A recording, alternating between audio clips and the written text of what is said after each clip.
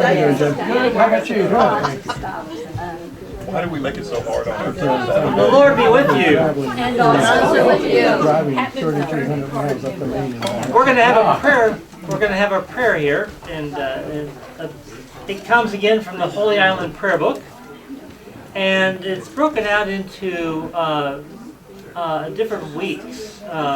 There's groupings for the day of the week, and this is for Sunday, New Life. And this is a reflection from the hue, which is an area, and I'll talk more about this in my.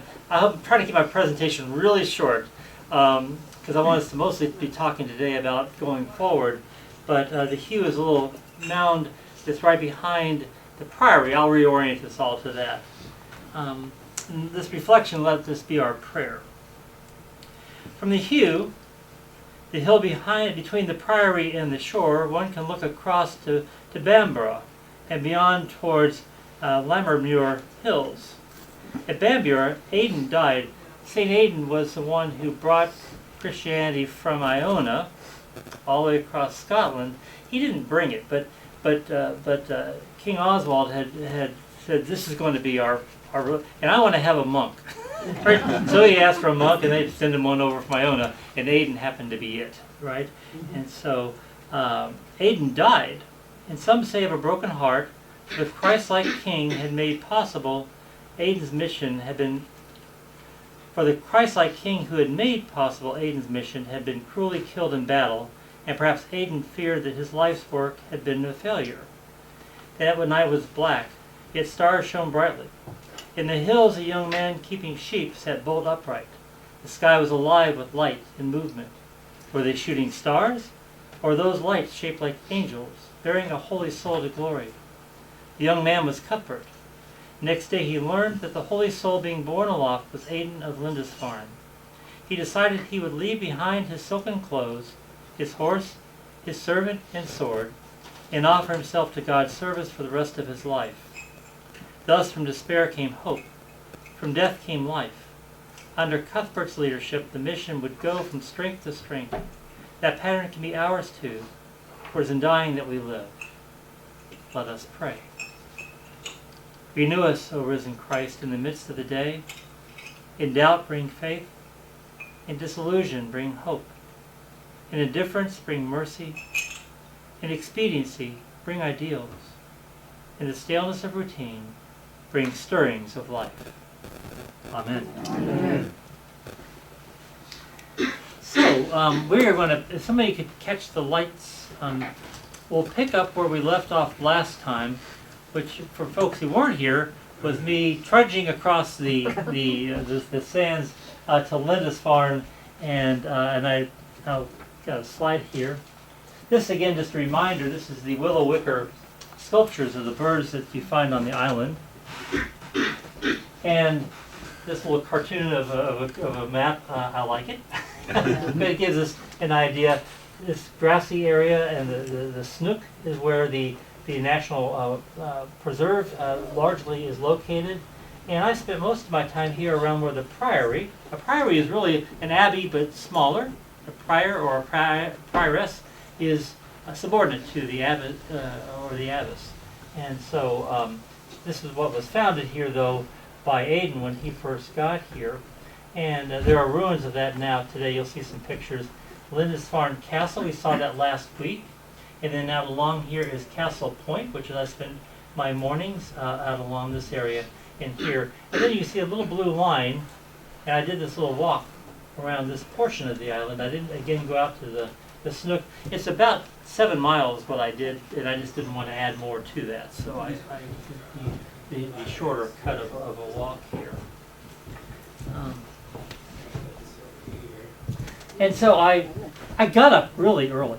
The sunrise is like 4:45 or so, and I thought there are about maybe 80 inhabitants on the island at any. In the high season, maybe it's closer to 100 or so. The inns hold maybe another 20 people or so, and so I thought there'd be more folks out and about. No. Really?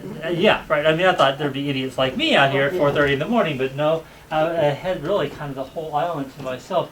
And there's a real rhythm to it. And at low tide, when the water is down and the causeway is available, the island gets packed. At least when I was there, it was just full of folks visiting. And then when high tide comes, they all leave. And so, and this happened to be during one of the high tide periods here. And this is the first morning that I was there. This is the sunrise, and just glorious.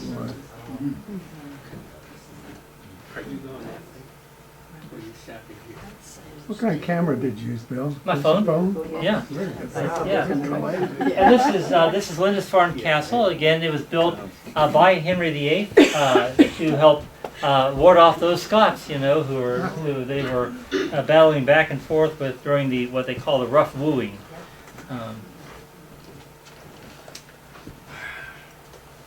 Just a beautiful, beautiful morning. And I don't know if you can hear this very well. I didn't bring my good speaker with me, so. Mostly wind.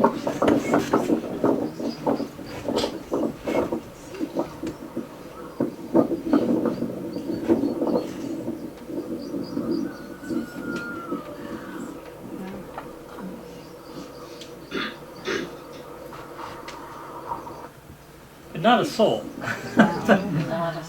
Oh, look at that. Yeah, it was just wonderful. And I'm kind of walking away, the village is out this way, and I'm walking on the far side around the castle. This is that residential portion I mentioned last time where somebody actually lives in the castle here. And I'm heading off towards towards Castle Point off to the left to view the sunrise. And I wanted to say this is a visitor, but it's probably the other way around, right? This is the owner of the property. Is that bird made from vines? It's made from willow wicker. Yeah, willow, I guess, is what they call them. Willow wicker vine sculptures. So I'm assuming willow is the wood.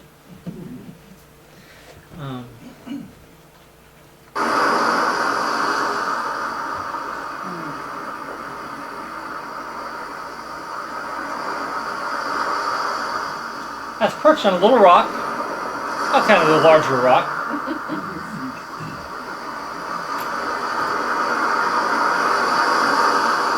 And the beaches tend to be this mix where it's really rough, there's a lot more sand, and where it's a little milder, you see these larger rocks along here. How was the swimming? I didn't find out. Good question, though. Oops. Just amazing. Just amazing. And then I look off to my left, and there are little cairns. Yeah. And off to my right, a whole sea. Did you make any? I did the next day. But yeah, the folks come along here, and the cairns, can signify an important landmark. They may be a burial site, or they may be kind of a spiritual build here that kind of reaches up towards heaven. It's about balance. It's certainly in the more Eastern traditions, they tend to be in that line of thinking, and maybe more like mandalas than anything else. They're not intended to be permanent, but they'll topple over time, and they get rebuilt again. A bunch of just logs. They call them little shim stones here that are just kind of holding the whole thing. That little one right down there. How tall is that? I think it's 16 stones here. I don't know how tall it was, but it's small. These are rocks you could carry around. Is that the one you made? No, that's not the one I made. Do people add to other people's cairns, or they only? I think they might. Yeah. I think they might. I added a little stone to one or two that first day. This is where I sat for my centering prayer. The ocean is out, the sunrise is out this way, so there was like a little bench area there, and a little rise. You can see the castle in the distance back behind that. And again, the castle. This is a lime kiln down below. And these were I think these were fixtures beforehand. These came from the architect who converted the castle to a residential place. back at the turn of the 20th century, and just used these inverted boats to become sheds. And I don't know what's inside of there, but maybe a lawnmower. I don't know. And here's the Priory. It's now low tide again. We've got people who are present and among with us. So the Priory was in pretty good shape until about the Reformation time, as we've been talking about. That was at that point the abbeys and were most of the ornamentation were all kind of stripped away, and the stones here were used to build the castle, and so that's where a lot of this went.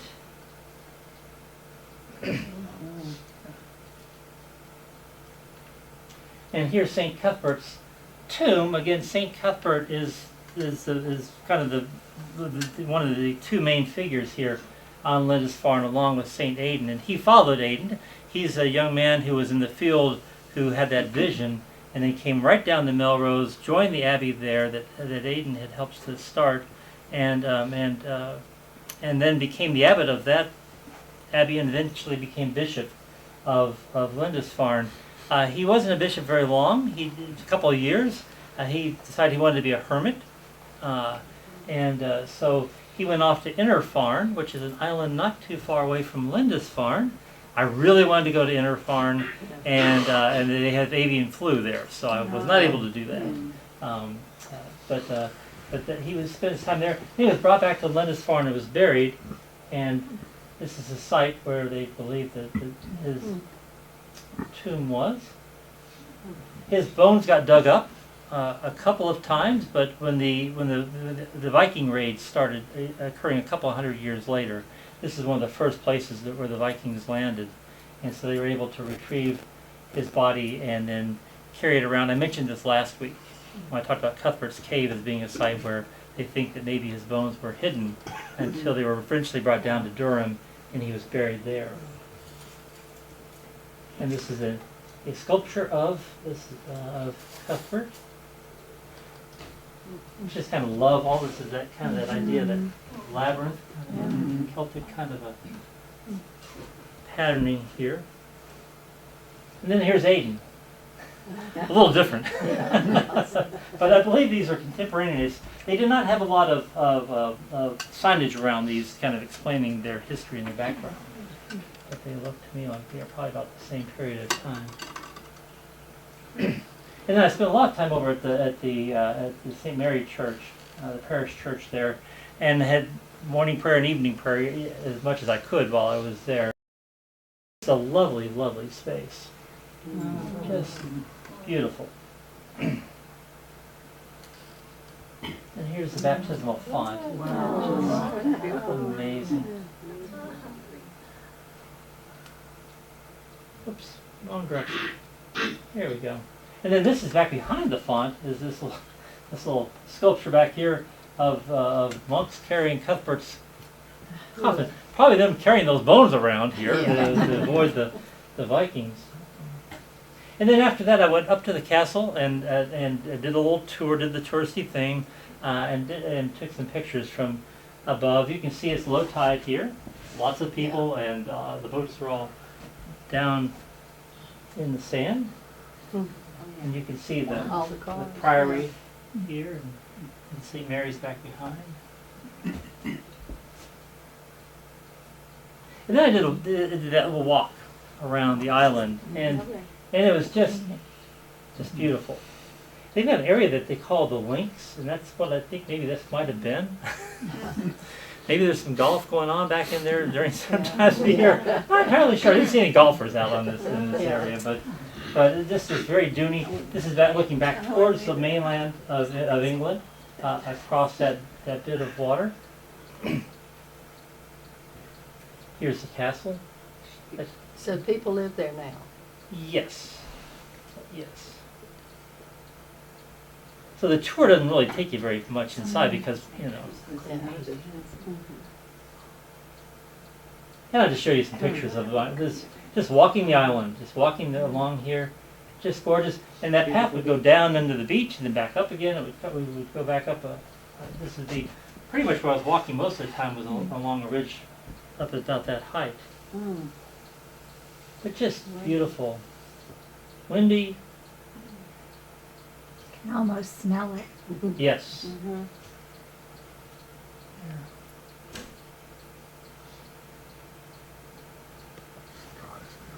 I did a little walk around along that little edge along the water there. That's the edge.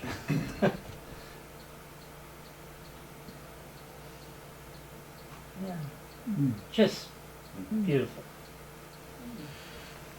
And then I came across this. From the castle, you can see this pyramid in the distance, and I thought, wonder what that is. Well, I'm going to find out what that is.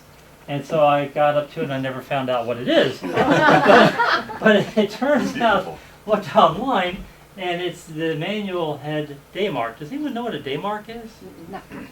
It's a lighthouse for the daytime. Okay. It makes a lot of sense, but this is some good water to head towards, evidently, if you're a boat. And so, so out at sea, they would look for this as something that they would aim towards, I believe, as opposed to like Yeah. warning you away from, which is what a lighthouse typically is. But I thought it was actually providing, because there is seating on each of the four sides. I thought, well, this is just here for people to have a shade at some time of the day, and it's got four sides, so people have shade. I don't know what I was. Yeah. But at any rate, it was. When was that built? You know, I don't know. That's a good question. I think it's a fairly modern thing, but I think they've had a day mark there for a really long time because of the danger of the rocks around the island. So this is one of my favorite things I came across here. Open most days around 9 or 10, occasionally as early as 7, but some days as late as 1 or 2, 5:30 or 6, occasionally about 4 or 5, but some days as late as 11 or 12, some days or afternoons. We aren't here at all, and lately I've been here just about all the time, except for someplace else, and I should be here then too. That sounds like businesses out at Lake Oconee. Yeah, well, it's a tidal thing, right? So the time of day is to be shifting throughout when that low tide for business comes and goes. What kind of business was it? It was just a little shop, a gift shop along the way here. A lot of artisan shops in the area.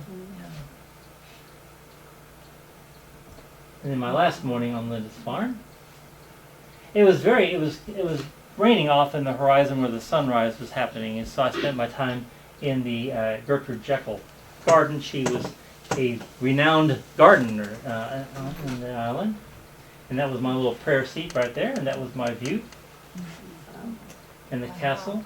That was just a great, beautiful place to have a little quiet prayer. Again, all to myself, me and the bees. Lots of bees. Really? And that was the one I made. Oh, I like Well, I don't know. It managed to stay up while I was there. How did you lift all those? Ah! Bert and Ernie, for folks who don't know, that's why I named my luggage. Bert and Ernie. So I got guns, you know. I love that little tiny one that's Holy Right. Yeah, right there. I wanted to try to get the 16 that they had gotten today. And so here's the hue that I mentioned in the opening prayer, and that's that area back. The priory would be down over here. The waters are along over here. This is, I believe, a lighthouse. I don't know if it's in use anymore, but kids can get up there and climb around, and there's a nice little view from up here, looking back down again on the priory ruins. And then there's this little island here, and I'm like, my binoculars out, and I'm like looking, and I see a little cross on here. I'm wondering what that is, and so I go back when I'm checking out from the manor house, and I ask the proprietor what that is. He goes, "Oh, that's Cuddy's Island." Yeah. Cuddy's Island. So that's what they call it. Cuthbert is Cuddy, and evidently he was just such a cantankerous person, and it's hard to get along with. They would send him out, or he would go off to his little island, and they were more often than not sent out there, and he would kind of cool down, and he would kind of come back across. Needless to say, he was a bishop for 2 years, right? Yeah. This makes a lot of sense to me. San Francisco. Right. Yeah. With shark-infested water. This is my last view on my way out of town from Lindisfarne. So I went from Lindisfarne down to Durham because I'm following Cuthbert's bones, right?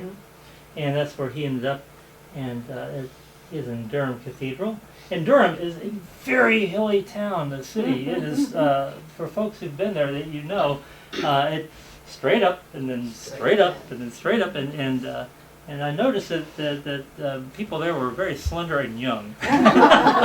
So it's self-selecting, I guess, that way. But there's Durham Cathedral off back in here. I was up a hill over on the other side here, and spent a nice day at Durham Cathedral. It's just massive and huge, and you can see, look at the years that it was built. It was all built, one of the first Norman buildings, all stone. As I understood from the tour guide, that the nave area here was all built in maybe about 6 months, less than a year's time. And what they did, I don't have a good picture of the interior to show you the columns, but these massive columns, you can see the patterning on them, right? And they would be reassembled, they would be carved and assembled elsewhere, then brought over and then reassembled with that patterning and shape. And this was an installation. You walk in through the entrance over here, and this is what you encounter. This kind of turning, spinning earth. And it's a touring installation called Gaia. And Gaia is the Greek personification of the earth. And this artist built this, I guess, around 2021, 2022, and they recently installed it here temporarily. And it's 23 feet across, and massive. And it is completely the NASA imagery. So this is basically what you would see from space, but on something that you can kind of gather your mind around all at once here. And that night, ELO was playing underneath this. Electric Light Orchestra, you remember? I don't know if anyone knows ELO or not, but that was one of my early concerts that I went to. Yeah. Did you get to go? Oh no. But anyway, so they had sound equipment everywhere. They had they had kind of roadies that were setting things up and what have you. What was that made of? It's filled with air, and I don't know what the surface is, but it spins, and there's music that was recorded to be played at the same time this was going on. And then they would stop every now and then and have just like announced prayer. Let us pray, we'd all stop what we're doing and pray. And here is the baptismal font. That would be a place to be baptized, isn't it? Wow. Everything is just on a huge scale. I have lots of pictures, but I won't. Is that purple appearance of the surrounding area That's related to the light stuff? to Gaia See how big it is. back there. Yeah. And here's I meant to look up the origin of this word, the feretory. I've not heard of that before, but that's what this is called, where St. Cuthbert is laid. And it evidently is a special area set behind a high altar in a cathedral that's designated for a holy person. And so you go up these steps here, and off we go, and there is where St. Cuthbert, his bones ended up being laid. There's a prayer desk there, and it's just a really beautiful space. There's this banner on the left that was just depicting his great love of nature and creation. And then on the right, in the Reformation, his statue was decapitated, and so they put it back together here with him. It looks like he's holding it, but it's really kind of just more or less kind of perched off on almost like on his shoulder there. Looks like he's holding his own head. And then also buried at Durham is the Venerable Bede. Is anyone familiar with the Venerable Bede? He is he's a historian of the early church, right around the 9th century, and wrote an awful lot of wonderful writing. I would commend it. It's kind of fun reading of Oswald, and then Columba, Aden, and Cuthbert, and all the miracles that they did, and all of the interesting stories around their lives, and his own little kind of digs that he has about certain people and what have you. It's kind of a fun read, but he is a big deal in church history. And he did translations of scripture as well, and this is from the Revelation, the 11th chapter. Christ is the morning star who, when the night of the world is past, brings to his saints the promise of light and opens everlasting day. Then I'll just show you a couple more things, images here, and that I think it's Fenwick Lawson most likely, created these sculptures. This is called the sarcophagus. This is the his image of Christ, made out of dead wood, and then the bronze there in the hands and in the face represent the new life that's growing there. And that was just on the ground. There are 7 altars back behind the high altar. They had so many pilgrims that were there to see Cuthbert that they had all these different altars along the way. And I got pictures of all those, by the way. Then there's this. It's called the Pietà. And if you're familiar with the one of Michelangelo. And this is just, it was so poignant. And I spent a lot of time with this. And this was done, I think, in the 70s, 80s, somewhere in there, and they had a fire in Durham Cathedral, and it didn't affect the wood or anything else, but it got really, really hot, and the heat caused these cracks there, and they called the artist to come in and repair it, and he said, no, this is actually the ongoing process of this creation.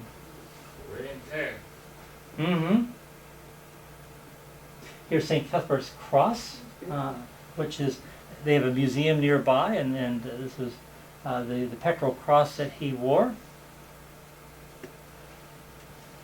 So I got back home, went to Centering Prayer Retreat, came back home, and then I want to show you just a few pictures of St. Stephen's Episcopal Church up in Richmond.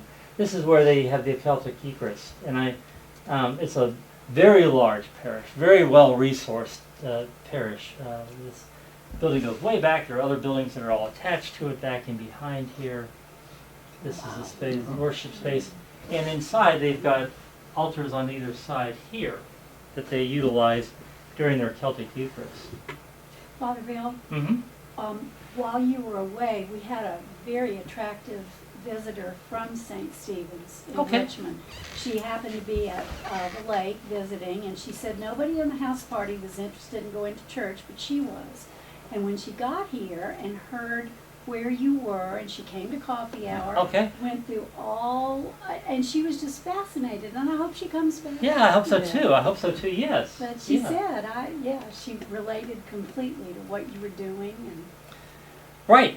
Yes. Yes. And Gary Jones, who was a priest up there for a long time and helped get the Celtic Eucharist going, he's the one I talked to about planning mine. He had done something very similar. So these are those side chapels I was talking about, and the musicians for the Celtic Eucharist are really just a pianist and then one other musician. So it's what they do is very scalable. It can be done in a big space or a very small space. She also told us that it was just something completely outside the regular Absolutely. church. Yes. Just Yes. Its own people. Its own people. Yes. Yeah. Exactly. Yes.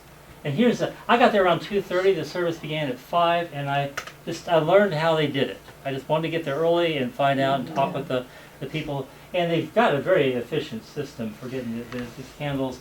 These stay in place, unlit. They just put candles into these little sconces along those pillars. I did these. Just had to kind of show you my handiwork there. Doesn't that look nice? Mm-hmm. And they just had, this is much lighter than, the cameras always make things look a bit lighter than they actually are. And this is where they have the votive candles. I'll kind of go quickly through their service with you all, but there's a point where people come forward and offer just prayer time.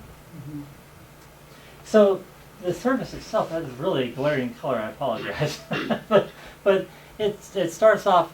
How many folks have actually watched one of these services online? Okay, Just I'll have to listen. make. Yeah, listen. Okay, it's got opening music, and then right now they do the welcome at that point, but oftentimes earlier they were doing it during the middle of the service. Here tend to happen.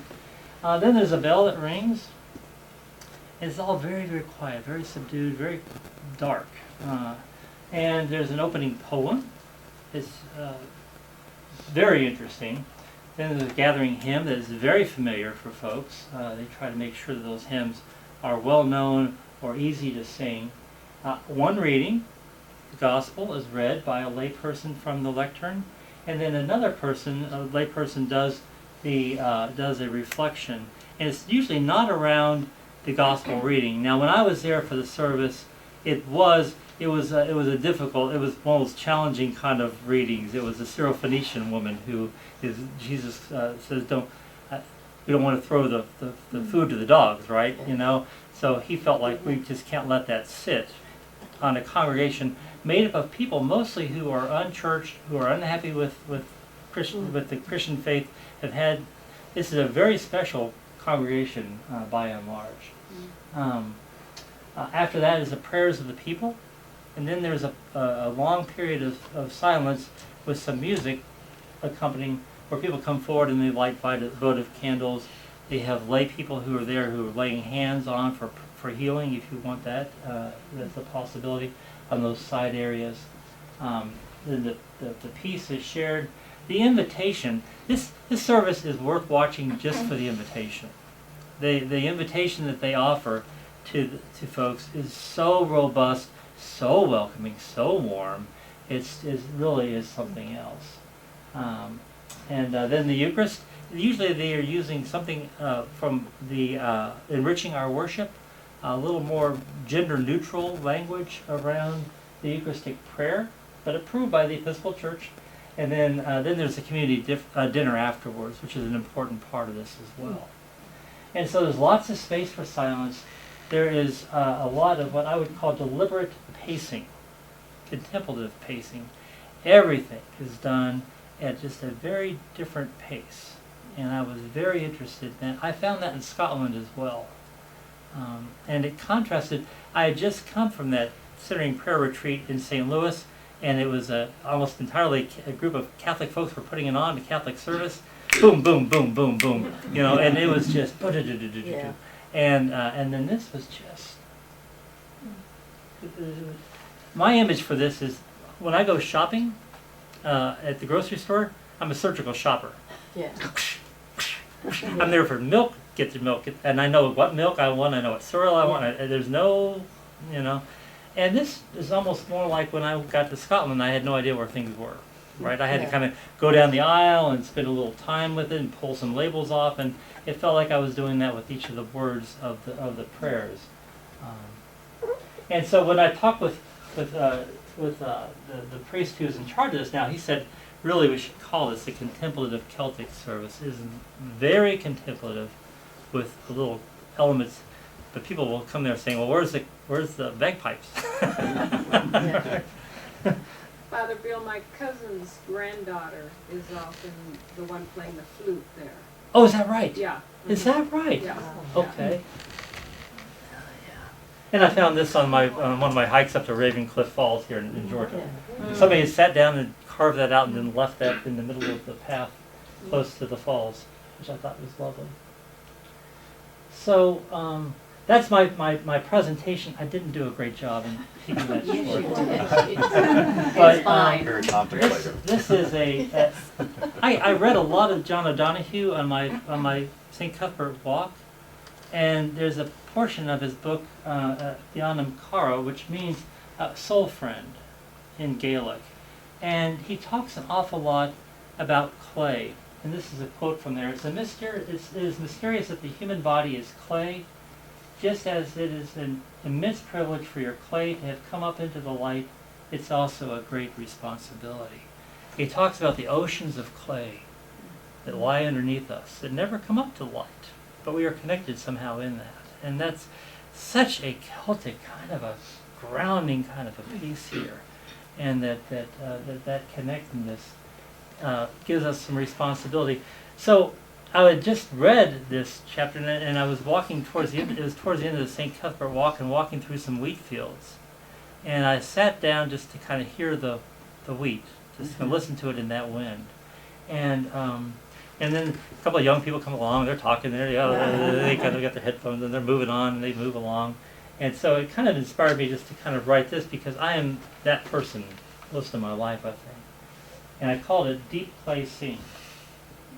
I wrote, shh, dear one, if you still yourself, when the wind blows, you may hear wheat hearts spin sunlight into dance.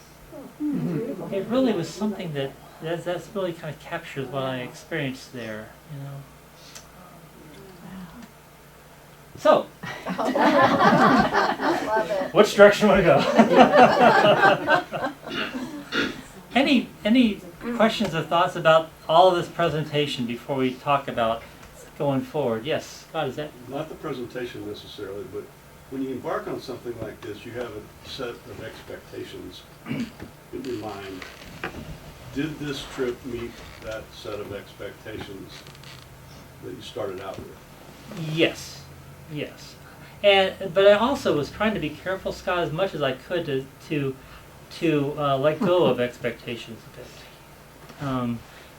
To not come here with a pre-program, I've got to force, because I know me, I'm going to force this thing to make it fit. And to just kind of let that all go, let this be what it's going to be. It's the whole peregrination idea, really, you know, it's going to shove off and see. But I also wasn't able to entirely do that, because if I did that, then I wouldn't have been able to eat. Because all the restaurants, you need reservations almost every night in advance, you know. But yes, it really exceeded so much, and I don't have words for a lot of it. It's starting to come together a little bit for me now. I'm able to put some things, and I have put some things in terms of what I'm carrying forward, but I think this is still coming together. Connie. And that's a side of you, and this has been a side of you that I've absolutely loved to see. Yeah. Just so relaxed and happy and just different. Yeah. I don't know. But that Good. picture right there Yeah. says no. Yeah. No, and I really thought, you know, this is what it really is all about in terms of just, you know, freed and in full. So again, I don't have words for this. I don't have the language really to kind of describe what that felt like. My responsibility was just to put one foot in front of the next for 7 miles or 13 miles or whatever the day happens to be, and just be in it. Just be I in can it. tell. Yeah. That was amazing. Who Yeah. took that Joseph picture? first, and then Coherent is the word. Coherent. Coherent. coherence, coherent. Yeah, yes, got you. Yes, coherent. Yeah. The big word, everything come together. Yeah, everything's coming together, Joseph. Yeah. It's getting there. It's getting. I feel like it's still apart, but it's Yeah. forming itself as it gets together. Hey, what's the deal? Mm-hmm. They think I'm down, but I'm smart. Oh, no one thinks you're done, Joseph. I know that. I know that. Come together. Yes, Mimi. I will echo what Connie said, and as I said in the dedication for the flowers today, you brought home so much wisdom to us, but so much joy, Yeah. and it's truly catching. It really was, and that word exhilarating to me is just—that's my word. You know, it's an exhilarating experience. Yeah. Nothing else like that. And yes, Anne. Do you feel like that you're able to bring some of that into your life now back here? The Yes. peacefulness and the quietness and the Yes. and And the slowing down somewhat. And an important piece of this, I would have got to say, is Charlotte's passing and the illness. I mean, I came right here, right into a real intensive home, taking Yeah. care of Charlotte, trying to get all this, and she was all over the place, you know, and so what I had planned for August didn't happen in terms of Scott. You know, my intention for August was completely out the window. I still did the 2 trips I wanted to do. But in terms of having some space to put things together, to let things come together, that was completely set aside because I needed to be with Jennifer and which is also part of the sabbatical, right? That's all part of what Yeah. is being integrated into all this. So yeah, I mentioned it last week when I left St. Cuthbert's Cave and came over that little bit of a rise and saw Lindisfarne, 10 years of longing, just like all of a sudden just hit me like a flood. It still makes me feel emotional just to kind of think about that. Well, this is supposed to be most of our time for talking today. I've left us 15 whole minutes.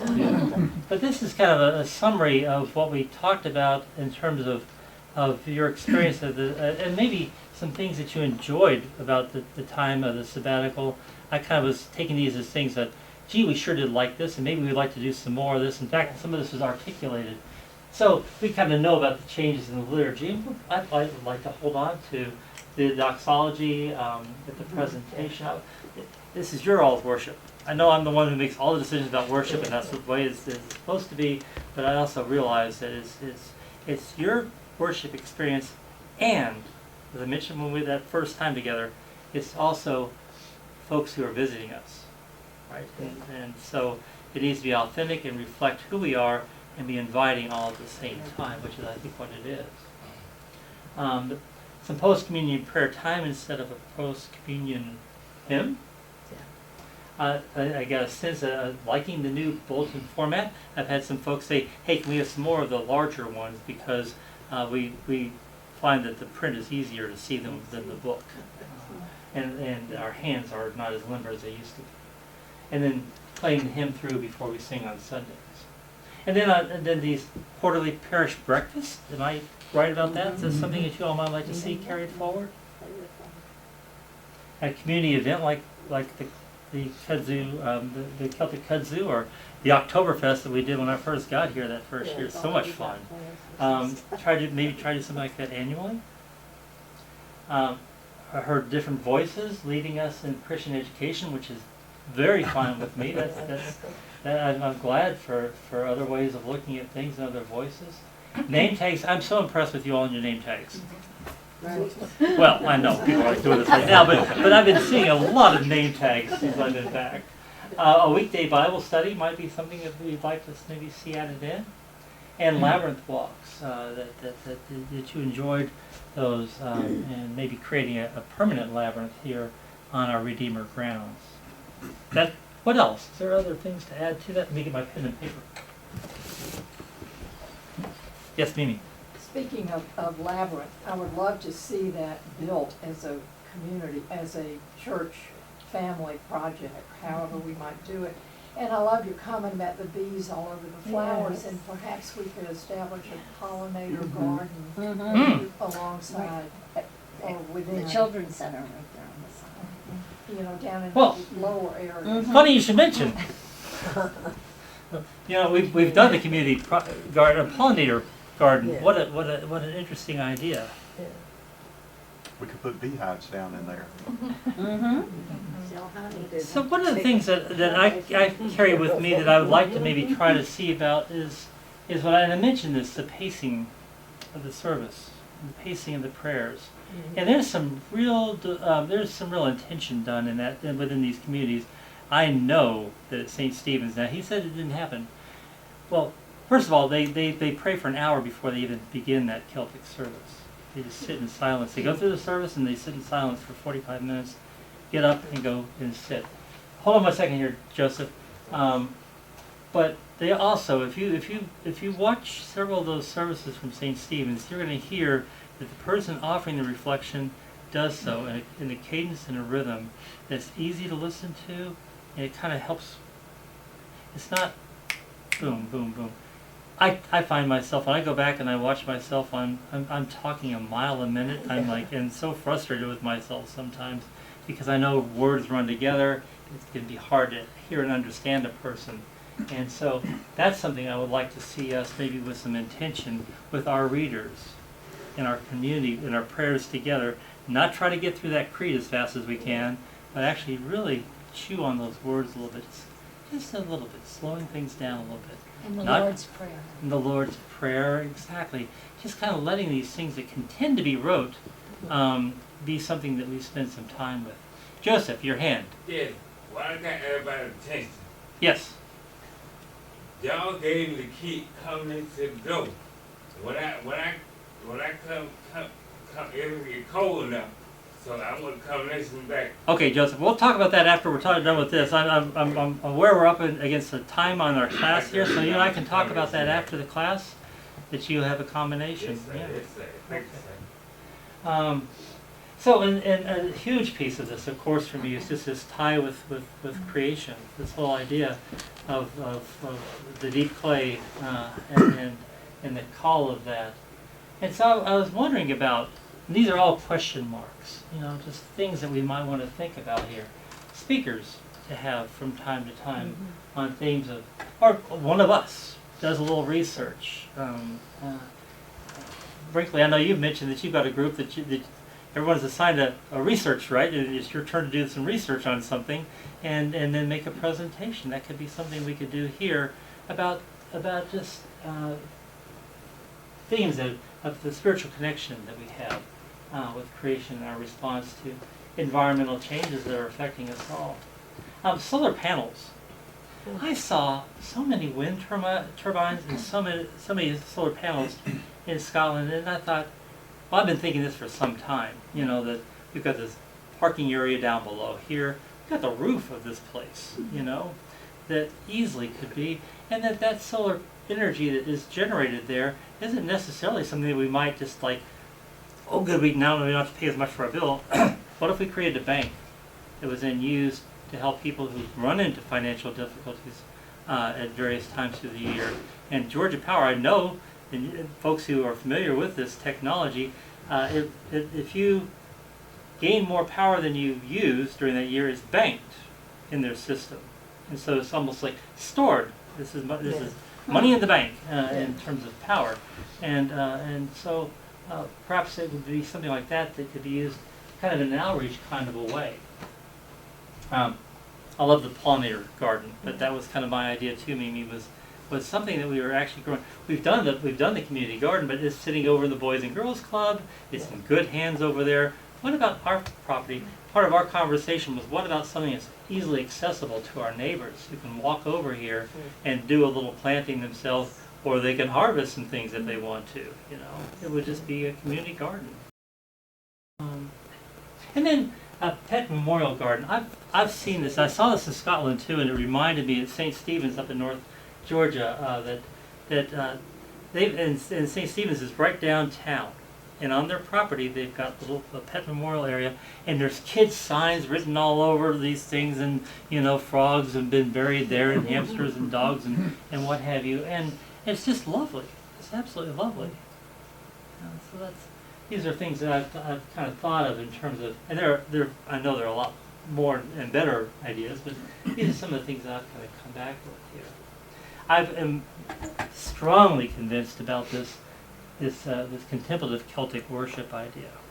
And I sat and spent a long time talking to people who've been going to that for 15 years and people who just started going there. And how important that is for people who otherwise would never, ever probably darken the door. They don't want to have anything to do with the Saturday morning or Sunday morning service, right? It really is truly a separate community, as you were mentioning, Elizabeth. And it's a nurturing community, and it helps bring people. It's a bridging community for folks. It was designed not for its members, although a lot of the members attend, but it's designed for somebody who is exactly kind of fits that bill. And so it's done with intention. I think it's something that we need to have more experience with ourselves. No hands went up as far as watching the service at St. Stephen's. I think we need to make some visits and see what we're talking about, some places that are closer to us before undertaking something like this. Rock Eagle. Go Rock Eagle. Yes. Let's go to Rock Eagle. Rock Eagle. Yeah. Well, they've got these. They've got one in Augusta. They've got one in Dahlonega in terms of these services. And then I was just curious about the annual parish pilgrimage, or maybe every other year, a biannual. We go somewhere. A retreat. A pilgrimage. A pilgrimage. Yes, Okay. yes. So I've got a good friend of mine who takes his church every year from Seattle to Israel, he would be an amazing I guide. was thinking Yeah. Camp Michael. See, I know I'm talking about something even larger though, and it doesn't have to be international. It could be, but it may be going to San Francisco to Grace Cathedral and spending, spending time there. But it's making a pilgrimage to a holy site, whatever that might be, whatever it might be. And it's something for us to maybe think and ponder a bit. You know, would anyone be interested in going back, going over to do to Ireland or somewhere? You know, it may not be something that everyone is, of course, be able to participate, but there may be a cohort of us that every other year or so would maybe like to do something like this. My kids spent the night in Grace Cathedral for 5 years, once a year, with the youth group from the Bay Area. I don't think I want to go there. I'm not sure of the spirits that are. Well, they've got a labyrinth in the floor like they have in Chart, and they are able. It's a huge and beautiful space. It really is. I can't speak to what the youth have done. Read it. So that, I feel like, and here we've got very little time to try to share, but what other things are you all thinking? What seems to sing to you? I met with Jenny yesterday, and she told me kind of the things that were, you know, that of all that I've been talking about here, she mentioned that maybe 2 or 3 things that she really would like to see us, you know, look into, pursue. What about you all? What are the things that you would like us to continue forward with? All of it. All the above. Yeah. Yeah. Well, there's lifting with this, right? So you got to keep that kind of in mind. You know, are we adding to our already considerable load? Are we, you know, how we carry these things forward? The expenses and those kinds of things are all part of the conversation to have. But yeah. I'm just gonna bring this up because one of the things that I think that was so different having Father Bob here is that he didn't have the full load on him like you have. You know, he didn't have even half of what you have, and he had the opportunity to spend more individual time with people. I think.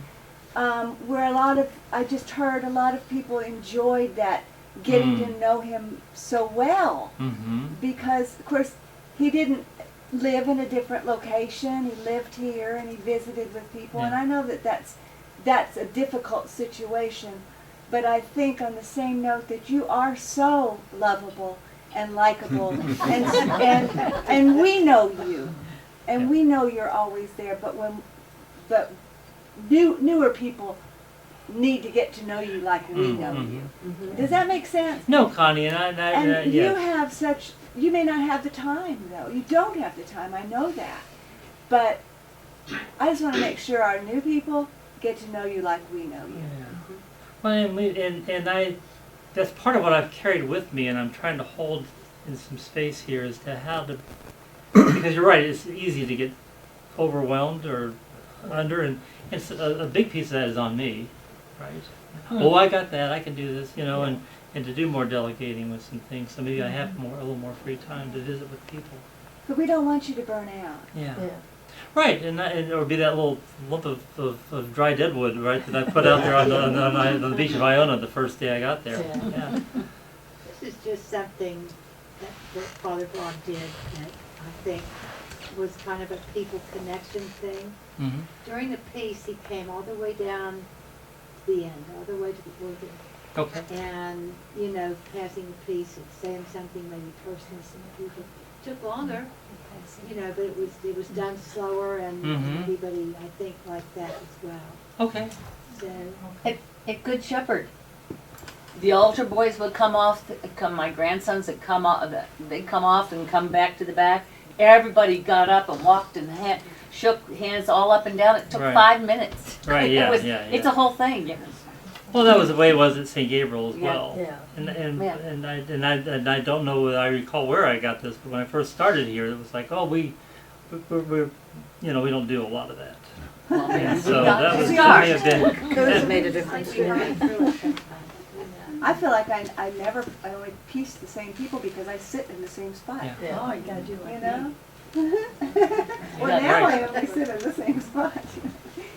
But no, Yes, Jim. I remember one time, I guess it was at the Good Shepherd also, that they came out with the idea that every third Sunday or whatever, you don't sit at the same spot. You don't sit with the same person. You gotta go sit someplace different and get to know somebody a little bit different. That might be a good idea for you. Try something like that. That's it. That's a thought. Rotating to the front row. Right, yeah. I think, Jim, my only thought about it is it needs to be something that's embraced by the congregation, or you end up with people who are like, ugh.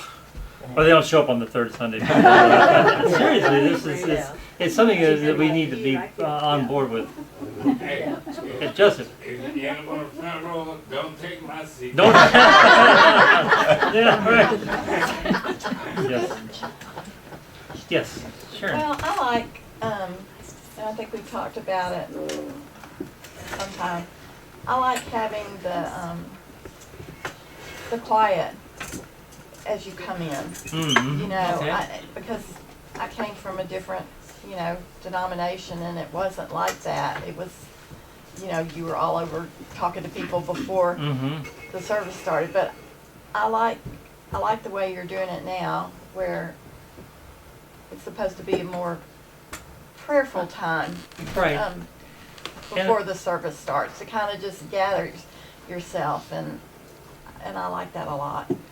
And maybe y'all have noticed that the prelude hasn't been done for the last several weeks, and I've noticed it is not really, I think that was maybe introduced, it sounds like it was introduced to maybe help people to kind of I settle think in, it was, and then when the actual prelude would then begin, Right. then people are settled. And I've noticed that that's really not necessary, is the right word for it? That our organist has not been playing the prelude, which is interesting, and that maybe it's kind of organic. That they, it's just kind of, it's not needed, so, Well, I think it's nice if they do. I love to hear the organs play. Yeah. Just when you're just sitting, She waiting. told me today she had three different things she played, and so we started at 25 after. okay, now I was outside for that, yeah. So that That's was what- introduced to quiet people down. Okay, right. Father Bill, is there a reason we don't, seems like I've been in churches where when you walk in the door, the music's just playing for everybody. Mhm. You know, it seems like we're sitting there for a long time. I know we want to pray some, but just some background, Just some, no, there's not a reason as far as I'm quiet concerned. music. Yeah. I don't know, that, There are certain pieces of life here that I left in place when I first got here. First of all, when you're first new in the place, you don't go Changing Yeah, it. and I thought, well, this is maybe just the personality of the place. We just have that short prelude before we get in, and Doug Keith was Doug Keith, right? And we were just doing the music the way Doug was doing it, and so it's just kind of stayed that way for me. I don't have a problem I with just wish we either. had a little more music at the Beforehand. beginning. And then play the music, and then read it 3 times. Well, you know what? Well, I think these are things that our organist would like to know also. Something aside from music, That's a good idea. where we're in church in Wisconsin and some of the other churches, we have a choice of kneeling or standing. Mm-hmm. And everybody here kneels, but I know a lot of people have knee problems. There's not much room in the space. If you're in an area, and you feel funny if you're the only one standing, but I think Well, and I hope that you all know, absolute freedom to do whatever that you feel to do, and none of us are judging each other, And you're right, there does tend to be, one of the things that Bishop Alexander said, that if you pay attention to prayer B, we've been made worthy to stand before the Lord, right? Maybe for him, standing is the prayer posture we should be having during our Eucharistic prayer, and not being on our knees, So yes, I'm a strong encourager for whatever seems to work for you. And if you want to be standing, then by all means. I've been in congregations where I'm the only one standing, but you've got to be confident in that. You're right, and it can feel kind of oppressive if you're not. Our daughter's Episcopal church in Austin, That's been discussed we always comment, it's the same, I don't know why we say it to each other every time we come out, and you say, they don't kneel at all. They stand for everything, and I don't know, I'm just a kneeler, but that's the Catholic, Well, and background. and it says stand or kneel. You know, the options are definitely there. Kind of, sit. do what Or sit. they want. But Yes. then when I'm there, I feel weird, like they're thinking, well, what is she? She feels like she has to be on her knees, she can't stand with us, but, Kneelers? Do they have oh, yeah, they have kneelers, They have but kneelers. they don't, Yeah. they just stand for everything. And this is maybe a little personal reflection for ourselves, is to just kind of think about how my own internal dialogue is playing into my posture. Am I on my knees because everyone else is, or am I on my knee? Just kind of, because I hope and I feel very assured that no one's judging, what your posture might be. I like the three-way. Now- If you're praying, kneel. If you're singing, stand. If you're listening, sit. Okay, that works for a lot of folks. I'm aware of our time, You're friends, so I close. want to kind of wrap some things up here. But is there anything that I don't want to also cut anyone off? So Elizabeth, I think you had your hand up. No, it's just a purely physical thing. In the last 6 months, I can't kneel very well at all. So I'm doing the Episcopal hunch. Right, I try to lean over as much, So You want to be kneeling, but your body's not letting you. Not to be funny about it, but I do want to show some reverence. I'm never going to stand for the Eucharistic prayer. And today I stood at the rail and I don't like it. But then again, Our bodies will help drive this. Right, so, I would like to add to the music one thing.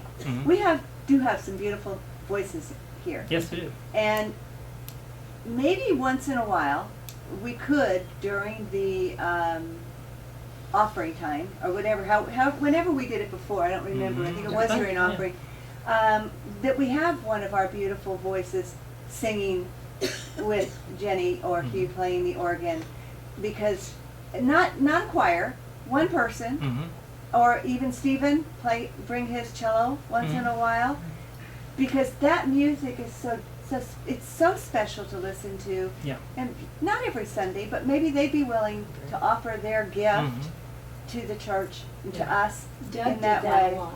Yeah. 'Cause Doug Doug did. would sing. Doug almost every Sunday sang a communion. portion. It's just beautiful, and we have some new voices. Mhm. We have Stephen, we have No, Linda but- Chesbrough, Not to mention we have names. Katie. Yeah. I mean, we have some beautiful voices. Yes, we do. Sharon. Does not sing so loud. So, anything else that you, as far as what we carry with us forward? Peace. Peace. More relaxed. Well, let's close in with John Philip Newell's. I love Let's call this it prayer. a translation a bit of the Lord's Prayer. Let us pray. Ground of all being, Mother of life, Father of the universe, your name is sacred beyond speaking. May we know your presence. May your longings be our longings in heart and in action. May there be food for the human family today and for the whole earth community. Forgive us the falseness of what we have done, as we forgive those who are untrue to us.